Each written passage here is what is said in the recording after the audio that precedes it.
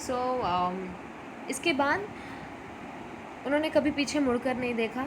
एक बार वो बहुत ज़्यादा अच्छे एकदम पॉलिश्ड शहनाई प्लेयर हो गए थे, तो बिस्मिल्लाह खान जी ने उसके बाद बहुत सारे ही earned countless awards and honours. बहुत सारे उन्हें अवार्ड्स मिले, उन्हें कई तरह के सम्मान भी उनका हुआ।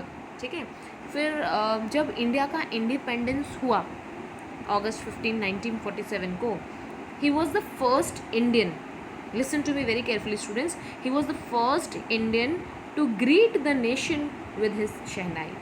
वो पहले ऐसे भारतीय थे जिन्होंने किसी म्यूज़िकल यंत्र से राइट शहनाई बजाई थी और सभी देशवासियों को बधाई दी थी आज़ाद होने की अंग्रेज़ों से। Okay, he was awarded national awards later on like Padmashri, Padma Bhushan and Padma Vibhushan. तो ये कुछ हाई सिविलियन अवार्ड्स हैं हमारे देश के। सबसे हाईएस्ट कौन सा होता है? भारत रत्न।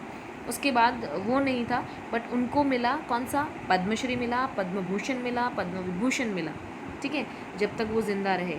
इन ईयर 2001 उनको भारत रत्न भी मिल गया। So almost the highest civilian award के साथ साथ जो दूसरे उसके नीचे जो दूसरे फॉलो होते हैं अवार्ड्स, वो सारे उन्हें मिल चुके थे।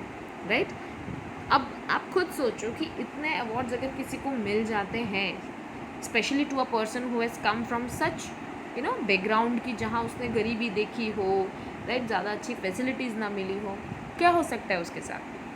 आज के ज़माने में अगर ऐसा कुछ हो जाए, इस कैसे किसी इंसान को मिल जाए, तो शायद चांसेस ऐसे हैं दैट ही वुड बहुत एरोगेंस आ जाएगा उसके अंदर, या प्रोबेबली उसके पैर ज़मीन से उठ जाएंगे।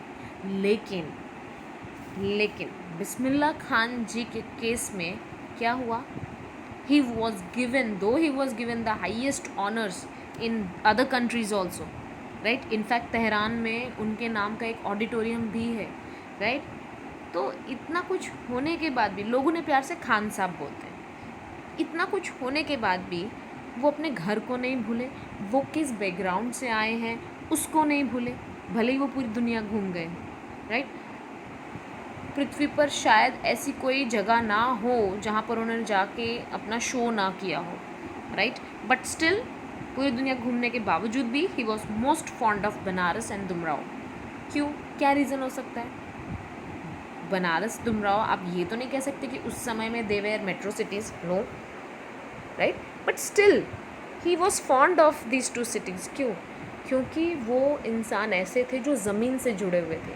ही was a man of honour, being despite of achieving so many things in life, he was not arrogant, right? उनके अंदर घमंड नहीं आया था, ईगो नहीं आया था। इंस्टेड ही फेल्ट, उन्होंने एक बार एक इंटरव्यू में भी कहा था that I always feel that I should keep learning and every day I learn something new. So anybody who feels such things, right, will never face failure in his or her life. ऐसे ही थे बिस्मिल्लाह खान जी, right? इतना achieve करने के बाद भी he was still fond of his background, his real actual place from where he rose up, right? and उस्ताद बिस्मिल्लाह खान, जैसे मैंने बताया, उन्हें सब प्यार से खान साहब कहते थे, right? And one of students, एक बार ऐसा हुआ था कि उनका एक स्टूडेंट थे जो अमेरिका में रहते थे, वो चाहते थे कि खान साहब उनके जो शहनाई स्कूल है अमेरिका में उसके हेड बन जाएं। ठीक है, तो स्टूडेंट ने बहुत सारे बेनिफिट्स बताए उनको कि सर आप यहाँ आ जाएंगे तो मैं बिल्कुल बनारस जैसा आपको माहौल बना के दूँगा, राइट? बिल्कुल जैसे बनारस के घाट पे, गंगा घाट पे मंदिर बने हुए हैं, बिल्कुल वैसे मंदिर भी बनवा के दे दूँगा। लेकिन यू नो व्हाट, बिस्मिल्लाह जी ने क्या कहा? उन्होंने कहा कि तुम सब कुछ कर दोगे, मुझे भी मालूम है क्योंकि तुम मेरे स्टूडेंट हो, पर क्या तुम गंगा वहाँ ला सकते हो, गंगा नदी? Now see the depth of this statement, right? कि आप सब कुछ कर दोगे, लेकिन अल्टीमेटली गंगा नदी को वहाँ कैसे लाओगे, जो उनके लिए इंस्पिरेशन का सोर्स थी, जिसके किनारे बैठ के उन्होंने इतने सारे राग, इतने सारे नई नई धुनें बनाई थी, राइट? तो इसका मतलब यही था कि he actually rejected the offer.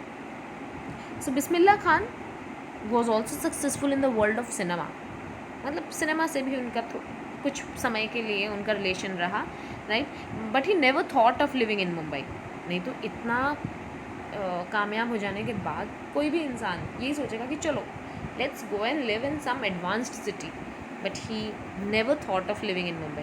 वो ये कहते थे कि जो फिल्मों की लाइफ होती है ना, it is a very artificial life, right, and उनके लिए हमेशा म्यूज़िक मनी से ज़्यादा इम्पॉर्टेंट था। कमर्शलाइज नहीं करना चाहते थे वो अपने इस प्रोफेशन को, right. So for him music was divinity, भगवान, एक इबादत जिसे हम कहते हैं, पूजा, ठीक है। The title of Bharat Ratna मिलने के बाद उनके जीवन में, उनके नेचर में लगता नहीं था कि कोई फ़र्क पड़ा है। He was as simple as he was earlier. He continued to live in his own very simple manner, बहुत ही सिंपल तरीके से वो रहते थे, राइट।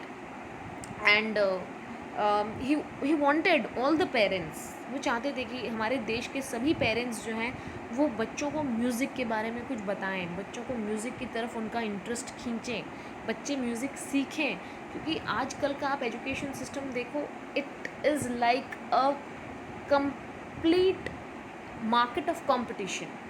मतलब आज की डेट में आप 8th में या 7th में आ जाते हो, you have a plan ready with you, okay 2 साल बाद मैं साइंस लूँगा या कॉमर्स लूँगा, उसके बाद मैं ये करूँगा वो करूँगा, but what about your own grooming and development?